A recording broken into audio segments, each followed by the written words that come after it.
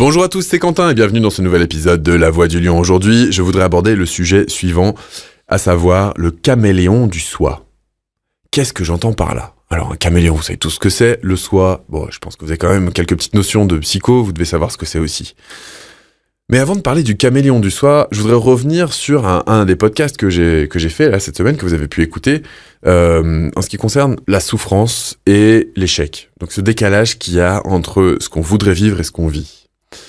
Finalement, ça revient à reconsidérer l'interface que nous sommes. Pour moi, on n'est qu'une interface. Et encore, c'est discutable d'un point de vue physique, la limite n'est pas forcément très très claire. Mais bon, je rentrerai dans les détails de sciences physiques un petit peu plus tard.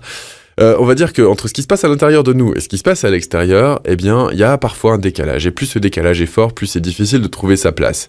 Et en même temps, c'est parce qu'il y a ce décalage qu'on va aller chercher notre place. Bon. Mais ça veut dire quoi ? Ça veut dire que quelque part, est-ce qu'on est complètement indépendant du contexte dans lequel on se trouve pour évoluer soi-même ? Est-ce qu'on peut être indépendant de ça ? Parce qu'on parle souvent du monde intérieur, du monde extérieur. Mais le monde intérieur, il provient d'où ? Et comment est-ce qu'il s'ajuste au monde extérieur ? On est pour moi quelque part juste une interface. Je vous donne un exemple. Allez, donc je fais de la guitare depuis longtemps, depuis 22 ans maintenant, et j'ai remarqué que ce que je composais à la guitare dépendait complètement du son que j'avais. Si j'ai un son de guitare acoustique, je vais pas composer du tout les mêmes morceaux que si j'ai un son de guitare électrique bien gras. Si en fonction de la qualité du son, en fonction de la texture du son, je vais aller me diriger dans une émotion ou dans une autre. C'est-à-dire que le son que je peux entendre, indépendamment de ce que je fais sur l'instrument, c'est-à-dire que mon déplacement au niveau des doigts, c'est le même.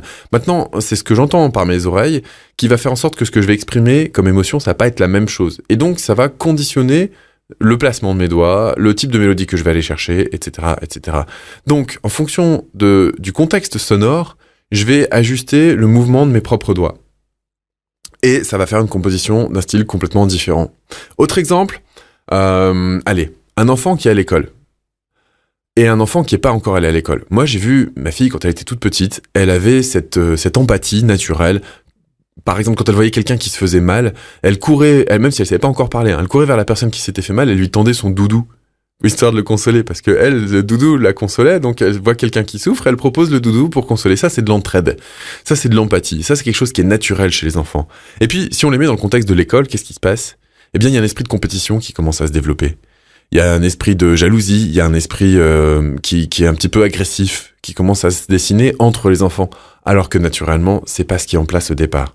Donc, est-ce que ce serait pas à l'école, le contexte de l'école, qui créerait cette compétition, éventuellement même avec les notes ? Pourquoi pas ? Moi, je pense qu'on peut se poser la question, en tout cas, c'est légitime. De la même manière, est-ce qu'on est la même personne quand on est en ville ou quand on est en pleine campagne ? Souvent, les gens dans le développement personnel conseillent d'aller se promener dans la nature régulièrement pour se ressourcer. Et pourquoi pas aller se promener dans les rues pour se ressourcer ? C'est quoi la différence ?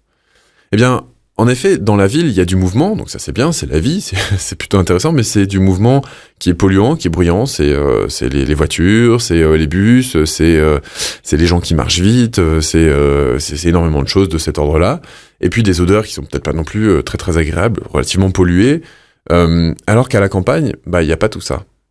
Mais est-ce qu'on est la même personne quand on est en ville et quand on est à la campagne ?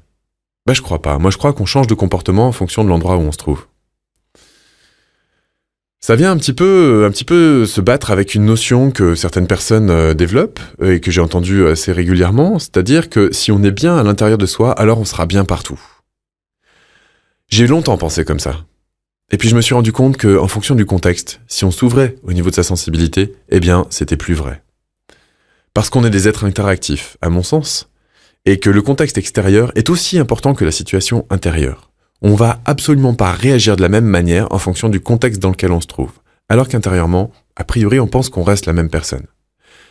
Moi, je crois que le poids du contexte, il est beaucoup plus lourd que ce qu'on veut bien laisser entendre. Il a beaucoup plus d'impact. Et j'essaye maintenant, alors j'y suis pas complètement arrivé, mais j'essaye maintenant de créer chez moi un contexte qui est de plus en plus harmonieux, de plus en plus agréable à vivre, avec de la beauté, avec des choses simples, avec des plantes, Voilà, j'essaye d'entretenir un contexte relativement agréable pour pouvoir me faire une vie agréable et pour pouvoir intérieurement vivre un petit peu plus de détente. Alors si vous êtes d'accord avec ce concept qui dit que le contexte est quasiment aussi important que l'état intérieur, eh bien écoutez, j'aimerais avoir vos réactions. Si vous pensez que c'est l'état intérieur qui est un petit peu plus important à développer que l'environnement, parce qu'au final on est fait pour s'adapter, eh ben pourquoi pas, j'aimerais bien aussi avoir vos commentaires à ce niveau-là. Si vous pensez au contraire que c'est le contexte qui fait tout et qu'à l'intérieur ce qu'on vit c'est pas très important, parce que c'est ce qu'on fait dans le monde extérieur qui a le plus d'importance dans la vie, et ben j'attends aussi vos commentaires. Donc s'il vous plaît, mettez-moi vos commentaires, dites-moi un petit peu ce que vous en pensez, et je vous dis à très vite pour un prochain podcast.